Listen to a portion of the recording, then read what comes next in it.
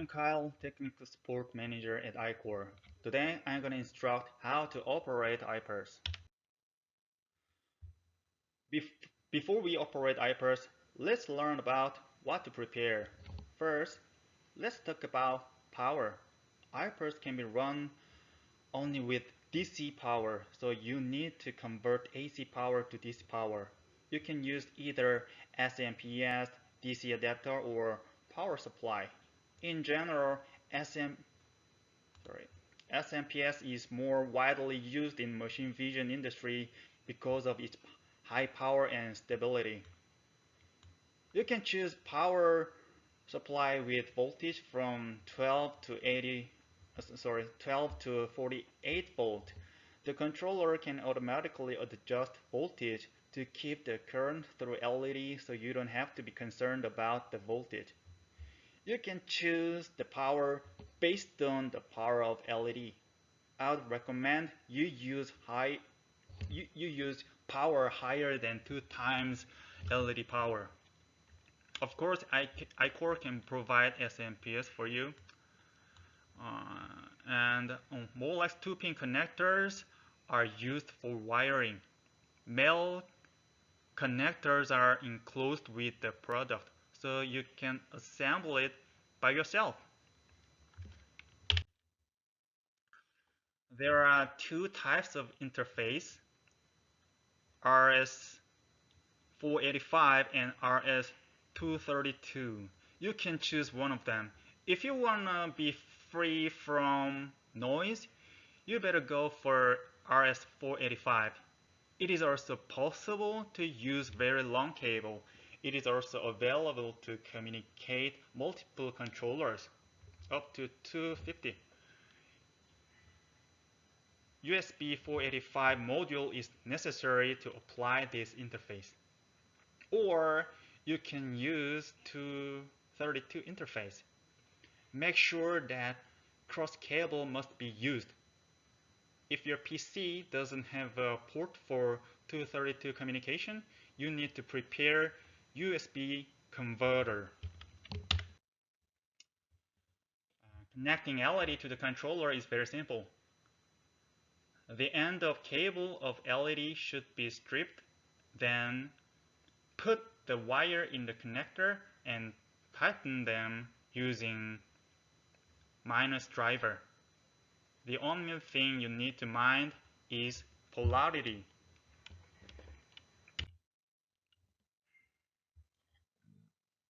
If you're using USB 485 or USB 232 converter, you need to make sure that USB driver is installed on your PC. You can check on the device manager if USB serial port is available or not. Download the driver compatible with the cable and update it. Then you can see that the USB serial port is now available. If you don't have a communication program called iPulse Configurator, I will send you a program right away. If you run the program, you can see a pop-up window for connecting. Click Search, then some component will be searched. If you failed, check if the controller is well powered, well connected, or if the cable is okay. After searching, click Port Open, then Connected controller can be seen on the list. Double click it, then now you are ready to operate the controller. Before we go further, there is one thing you must be aware of. You must enter the rated current of LED first. Since this controller is a type of constant current, it is essential to define the rated current of LED. If you set the rated current higher than it is supposed to be, LED can be easily destroyed. You can get an information of rated current or forward current from datasheet of LED. One more thing to say, you must not connect LED to the controller while it's is powered on. Make sure that the power should be connected at last after connecting LED. If it is hard, reduce the maximum voltage to 3 volt and connect LED. Now we are ready to go deep dive to our controller. When you see the GUI, almost every parameters to control the controller are displayed. So you can basically test all the functions with this GUI. Let me explain the parameters one by one. First, operation mode. You can switch the operation mode to off, continuous, or pulse. Off is literally to turn off LED. In continuous mode, LED turns on all the time. In pulse mode, LED operates as a form of pulse. Our controllers are specialized in pulse mode, so I strongly recommend you use the pulse mode. Continuous mode is usually for test. Secondly, you need to select the source of trigger input. If you select internal, the controller starts to generate signals to turn on LED. You can define the pulse width or the frequency of signal like a function generator. If you set digital I/O, LED operates according to the triggers coming into digital I/O input port. If you set RJ45, the controllers operates according to the triggers coming into RJ45 port of USB 485 module. With soft trigger, LED is on every time you click send button. Channel port is only for IP2P2S 200A or B. It is for individual triggering for each channel. Then we need to define the brightness. You can select which channel to operate by checking the LED enable. Continuous lighting can be applied to each channel by clicking always on even if the operation is set to pulse mode.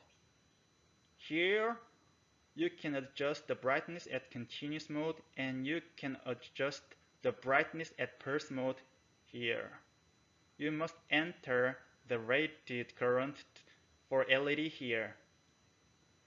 These parameters can be changed when the operation mode is set to off. And let's define the pulse timing. Duration is width of pulse. You can set period of signals generated by controller when trigger input is set to internal. You can define when to start the pulse after triggers by adjusting trigger delay. You can also define the maximum voltage to drive LED here. But it doesn't mean this voltage is applied right to LED. The controller delivers appropriate voltage to LED to keep the current as you set. Multi-trigger defines the number of signals internally generated from the controller when a trigger is received. If it is set to 1, LED operates once as input trigger. If it is set to 5, LED operates 5 times as you set the duration and the period. You can also define the output triggers from the controllers. You can acquire 5 volts of TTL signals out of digital I/O output port. If LED output is selected, the output signals are exactly the same as the pulse of LED. Pulse duration and trigger delay that you set are applied. If you select trigger input signals with 1 microsecond of pulse duration and no delay will be delivered. If you select error event signal, the output signal is synchronized with error signal. You can output always high or low. You can also bypass the input trigger. And you can define the trigger activation here. Let's learn about the function of sequence. You can enable the sequence mode by switching the sequence mode to sequence. Then the controller starts to operate as you set sequence setting. Let me show you a graphic to help you understand how the sequence mode works. Firstly, you need to set the number of sequence.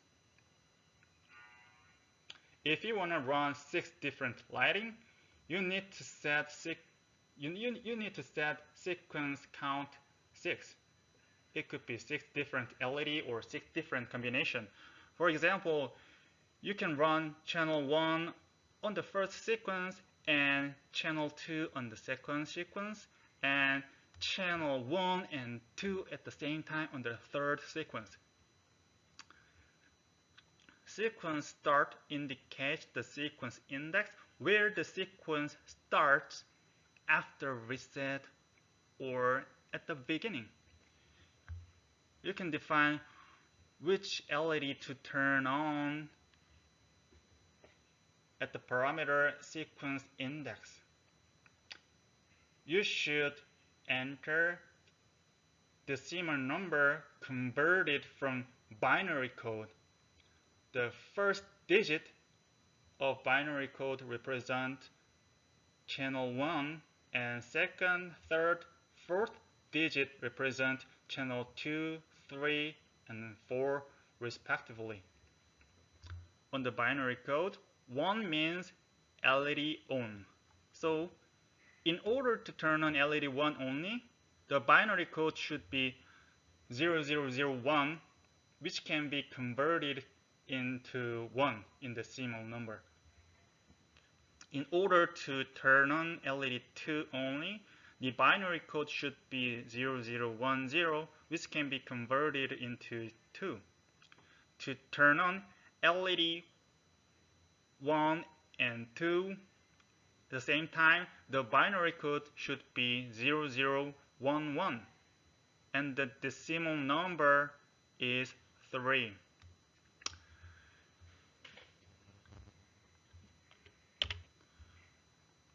The controller can automatically reset the sequence when there is no signal coming for a certain period.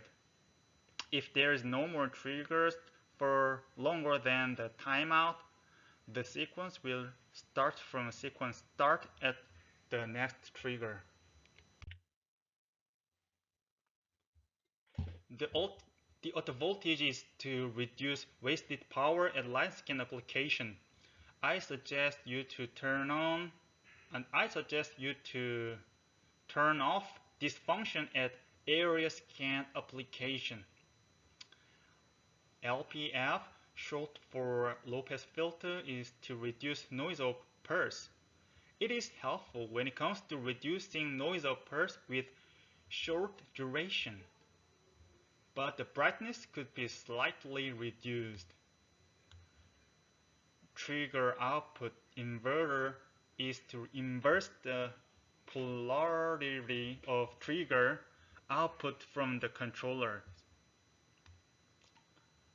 Lastly, you need to take a careful look at read-only parameters. You can get to know how input triggers are handled on the controllers and what kind of trouble is going on. Trigger count indicates how many triggers are received. It can also mean how many times LED is on. Error count indicates how many triggers are ignored. If this number increases, this means there is some problem on your trigger signal. There is a parameter called period limit at the bottom. If the period of input trigger is less than the period limit, the controller ignores the signal and increases the error count as many times as ignored. In this case, you need to check if the triggers are too fast or noisy. Alarm code indicates what kind of problem occurs on the controller. If there is short or open circuit on LED, certain code is displayed. If you want to see how much voltage or current is applied to LED, click View LED Status.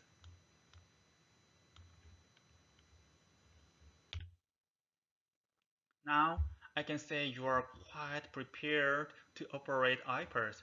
If you have any question about the operation, please contact me. Thank you for your listening.